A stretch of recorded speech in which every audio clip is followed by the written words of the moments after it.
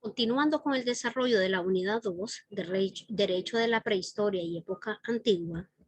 en esta ocasión abordaremos lo concerniente a los países destacados, también los aportes y problemas, porque es un tema súper amplio. En la sesión anterior no abordamos todas estas generalidades,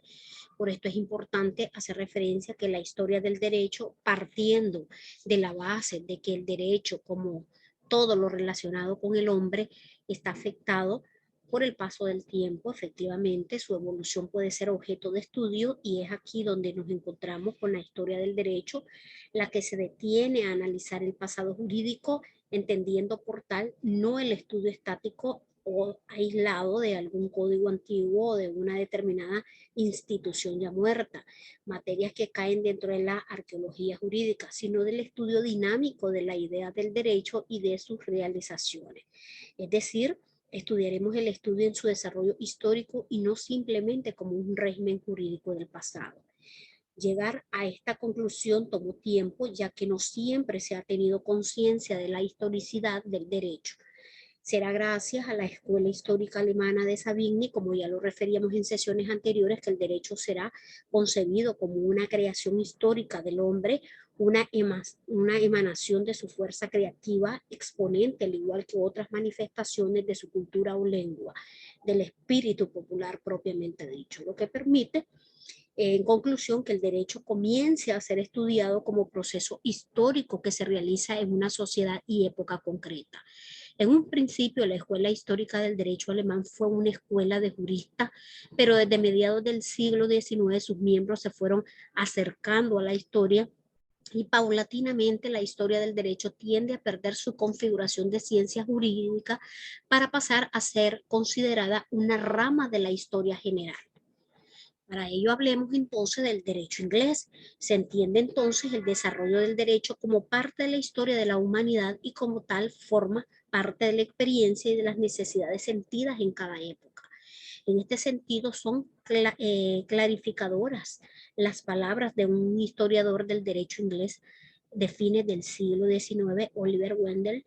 Holmes, cuando afirma que en el derecho cristaliza la historia del desarrollo de una nación a través de los siglos y por ello aquel no puede contemplarse como si tuviese únicamente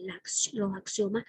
y corolarios de un libro de matemáticas, es decirlo, nada más los fragmentos como tal. Para conocer el derecho debemos saber lo que ha sido, lo que tiende a ser como tal. Es necesario consultar alternativamente la historia y las teorías legales vigentes, pero lo más difícil consiste en comprender la conjugación de ambas en los productos nuevos de cada época. La sustancia de la ley en cualquier época casi siempre corresponde, al menos hasta ahora, a lo que en ese momento se entiende como conveniente. Sin embargo, sus formas y mecanismos y el grado en el que pueden lograr los resultados deseados depende en gran medida de su pasado. En cuanto al derecho italiano, con esta comprensión de la historia del derecho como un ámbito clave en el desarrollo de las sociedades, se entiende entonces su función que ha sido concebida de alta cultura, en el sentido de que la formación de las naciones y sus instituciones no pueden prescindir de un antecedente histórico jurídico, como bien señala el historiador del derecho italiano Paolo Grossi. No olvidaremos nunca que el derecho no pertenece solo a la superficie de la sociedad, sino que es el contrario, una realidad radical, es decir,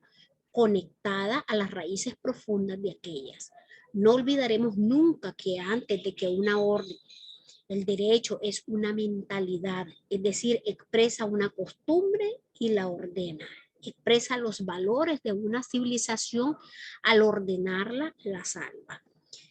En cuanto al derecho alemán, el derecho ordena y salva una sociedad, como bien referíamos con anterioridad, y esto no solo debido a que las normas jurídicas ordenan, sino porque además el derecho es una estructura que sostiene todo el entramado social. Justamente el profesor de historia del derecho, Bernardino Bravo, afirmó que sus intereses por la disciplina surgió cuando leyó la afirmación de un historiador alemán, Heinrich Mattis, quien decía que la historia del derecho es la puerta adecuada para entrar a las demás ramas de las historias, porque cuando un historiador empieza a trabajar se encuentra con un caos de datos que hay que ordenar de alguna manera, y esa ordenación muchas veces es bastante arbitraria. En cambio, en materia jurídica, el derecho es en sí mismo una estructura y no hay más que reconstruir la estructura y no construir una. Eso es muy importante el aporte que hacen este doctrinario y estudioso alemán en nuestra rama del derecho. En cuanto a la autonomía de la historia del derecho, se conjugan así varios elementos importantes para atender la historia del derecho como una disciplina autónoma tanto en la historia como en el derecho, cuyo objeto de estudio es la normativa de distintos casos destinadas a resolver problemas concretos de convivencia y todo lo que ello implica. De tal manera que el arte del historiador del derecho, como el del todo otro historiador, está en saber combinar los datos, incluso mínimos, con el amplio trazado de tradiciones y coyuntura, una microscopia de los textos con la microscopia diacrónica y sincrónica de las instituciones como tal. El historiador del derecho tiene que saber plantear un problema y luego saber elegir y combinar los datos e información obtenida para poder elaborar respuestas satisfactorias en el ámbito histórico jurídico, pero que se inserten y tengan coherencias en un ámbito mayor, ya que el hombre no vive en una sociedad dividida en compartimientos estancos, sino todo lo contrario. Los hombres toman conciencia de los problemas de la sociedad y los resuelven en el terreno de las normas jurídicas, políticas, religiosas, artísticas o filosóficas. Asimismo, en ese contexto se entiende entonces el planteamiento del jurista italiano Emilio Betti cuando plantea una relación entre historia y derecho como plenitud práctica de la redacción entre cultura y sociedad. Es decir, lo histórico es aquello que lleva la historia consigo, reconociéndola por medio de la filología y haciéndose uso de ella como un instrumento problemático. En cuanto al derecho, es solución de problemas de convivencia. La solución es vinculante sobre el plano práctico, es decir, que para el sistema y para el poder es una rama importante porque sirve también de herramienta al mismo tiempo. Pero son los problemas los que han de llevar al jurista a reconocerlos en su historicidad. Por ello, viene asignada al jurista, es decir, a la doctrina, que es lo que ellos, es donde plasman todas sus ideas y todos sus estudios y análisis en todas las épocas.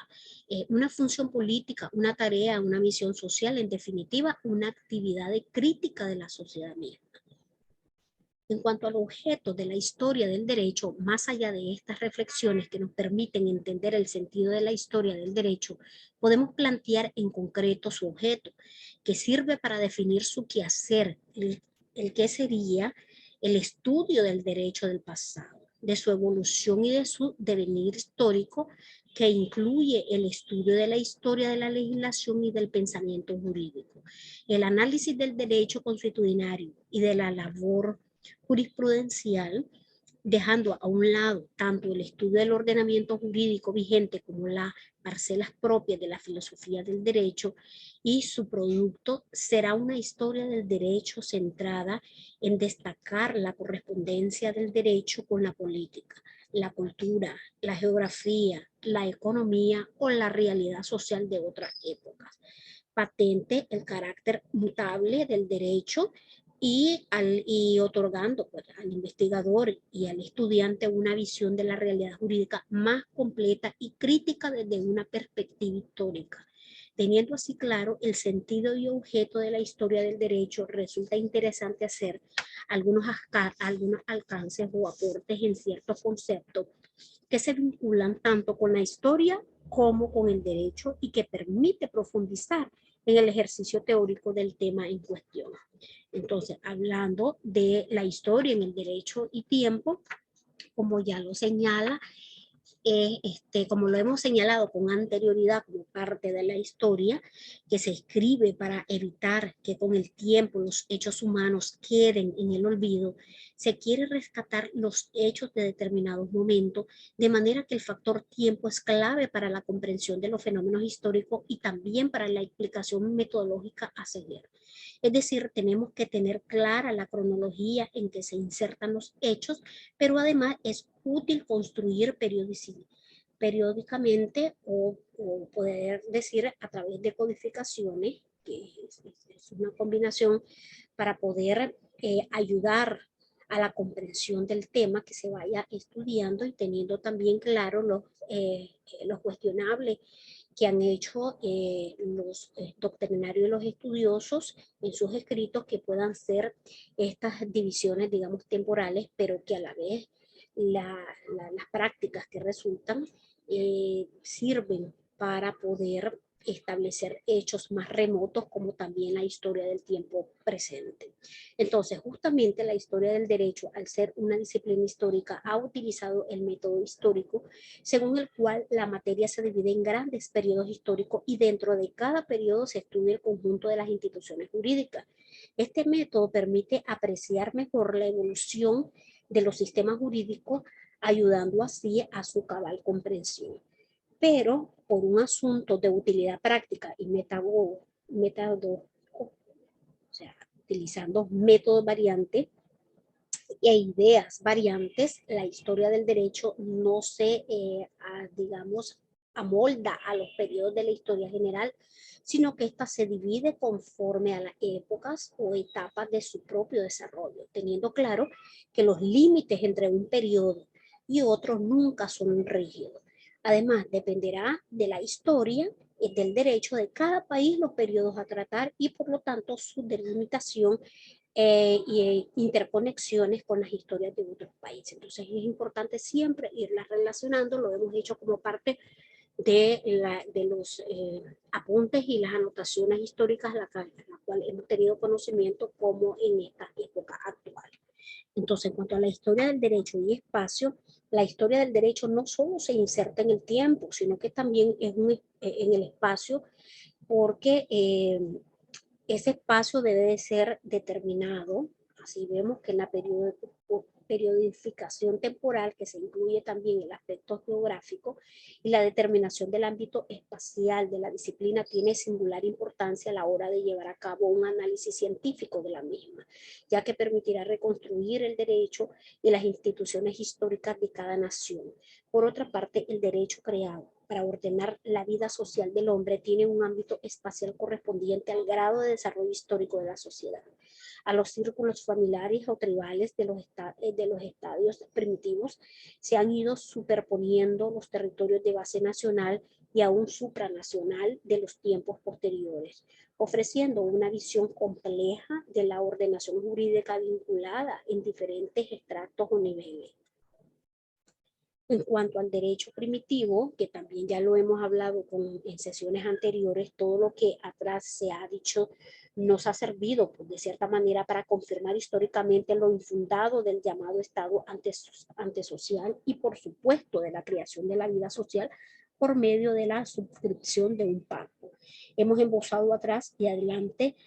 se han ahondado más en el asunto que la sociedad en todas las partes se haya constituido por la familia, que viene a estar formada por diferentes aspectos, como ya habíamos dicho, que están religiosos, formativos, judiciales. Es decir, la familia se compone de un altar, de una escuela y de un tribunal. Sobre ellas van apareciendo luego estadios más complicados de organización social, como el clan, la tribu, lo que es la parte de la sedentarias, cazadoras, pescadoras, agrícolas, todo lo que abordamos como aspectos y reseñas anteriores, se nota claramente que también con la familia y por tanto con el hombre en sí mismo es que nace el derecho, siendo desde sus albores un producto exclusivamente humano. El derecho pues no nace como producto de la evolución como lo creen los positivistas, es la primera fuente del derecho a la ley. la costumbre o el juicio. Lo primero es sostenido por las doctrinas teológicas sobre el nacimiento del derecho. La mayoría se inclina por la preponderancia en el tiempo de la costumbre porque es la fuente en todos, digamos, en todo lo que es el derecho de forma general, en los albores de la cultura, en donde el derecho vendría a ser antes vivido que conocido. Y algunos también escasos sostienen que el derecho nació por la sentencia de los padres de familia, que también nos referimos en sesiones anteriores, quienes inspirados por la parte religiosa ponen fin a un problema que olvidan que se resuelve un proceso por reglas jurídicas, sino meramente por reglas religiosas preexistentes y que no han podido ser creadas sino por la misma costumbre. Entonces, aun cuando suena repetitivo, siempre es importante porque ya lo habíamos abordado en sesiones anteriores, pero son aspectos que es importante recalcar siempre y manejarlos para poder llevar una secuencia en el desarrollo que ha sido de todo lo que es la historia del Estado y del derecho mismo.